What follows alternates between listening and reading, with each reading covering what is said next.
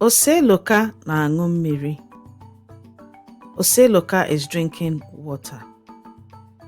A verb drill story. Ndewo. The lesson for today is titled Oseloka na-aṅụ mmiri. Oseloka is drinking water. And it's a verb drill story. So this is a story formed around the verb to drink. But before we start, we're going to look at the different forms of verbs we will learn in this story. And these verb forms are ịṅụ, the verb to drink. Kedu ihe ị chọrọ ịṅụ? What do you want to drink? Ịṅụ, to drink. Kedu ihe ị chọrọ ịṅụ? What do you want to drink? Ṅụrụ, drank. Aṅụrụ m mmanya n'ụtụtụ a. I drank alcohol this morning.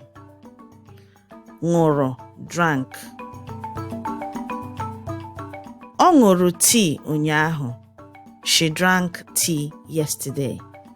Ṅụrụ, drank. Na-aṅụ is drinking. Ọ na-aṅụ mmiri oroma ugbu a. He is drinking orange juice right now. Na-aṅụ is drinking. Ọ na-aṅụ mmiri oroma ugbu a. He is drinking orange juice right now. Ga-aṅụ will drink. Ha ga-aṅụ mmiri n'ehihie. They will drink water in the afternoon. Ga-aṅụ will drink. Ha ga-aṅụ mmiri n'ehihie. They will drink water this afternoon. Ṅụchara, finished drinking. Oke ṅụchara mmiri ahụ. Oke finished drinking that water.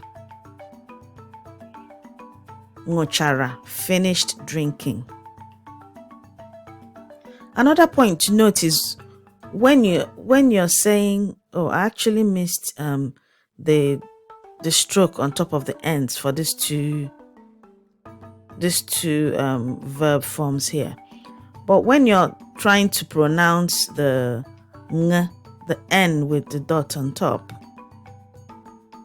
remember that it's you say it like you're saying the English ing, like running or eating or writing, the ing in English. That's how you pronounce this ng in this letter ng, the n with the dot on top or the stroke on top.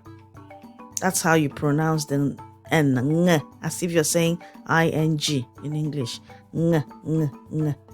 Ṅụchara, ga-aṅụ, na-aṅụ, ṅụrụ, ịṅụ. Ready? Let's begin. Ka anyị bido. Oseloka na-aṅụ otu iko mmiri kwa ụtụtụ. Oseloka na-aṅụ otu iko mmiri kwa ụtụtụ. So na-aṅụ covers is drinking and drinks. Oseloka na-aṅụ otu iko mmiri kwa ụtụtụ. Ụnyaahụ, ọ ṅụrụ lita mmiri abụọ. Ụnyaahụ, ọ ṅụrụ lita mmiri abụọ.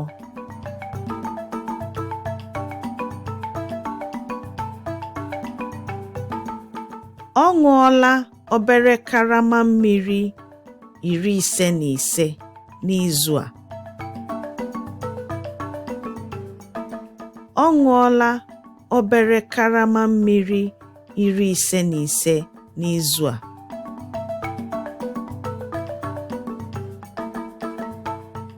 Oseloka na-aṅụ mmiri oyi ugbu a. Oseloka na-aṅụ mmiri oyi ugbu a.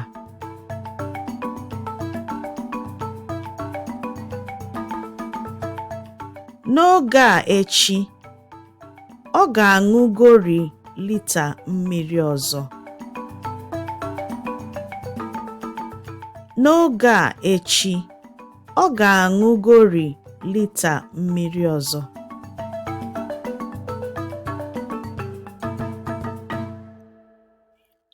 Ọ ga-aṅụ mmiri mgbe ọ na-eri nri ehihie ya.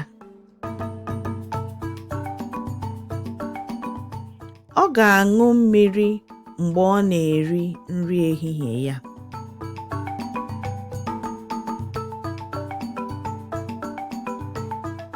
Ọ nọ na-aṅụ mmiri mgbe ekwentị ya kụrụ. Ọ nọ na-aṅụ mmiri mgbe ekwentị ya kụrụ.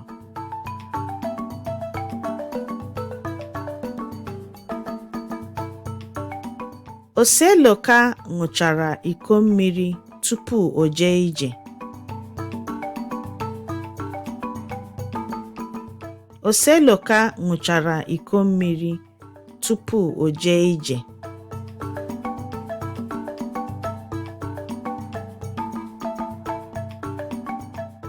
Ọ bụrụ na ọ gaa mbụbọ, ọ ga-aṅụ mmiri na karama ya. Ọ bụrụ na ọ gaa mbụbọ, ọ ga-aṅụ mmiri na karama ya. Note that karama and kalama mean the same thing. They're just dialectical variations. And so the verbs we've learnt in this story are ịṅụ, to drink, ṅụrụ, drank, na-aṅụ is drinking, ga-aṅụ will drink, ṅụchara finished drinking.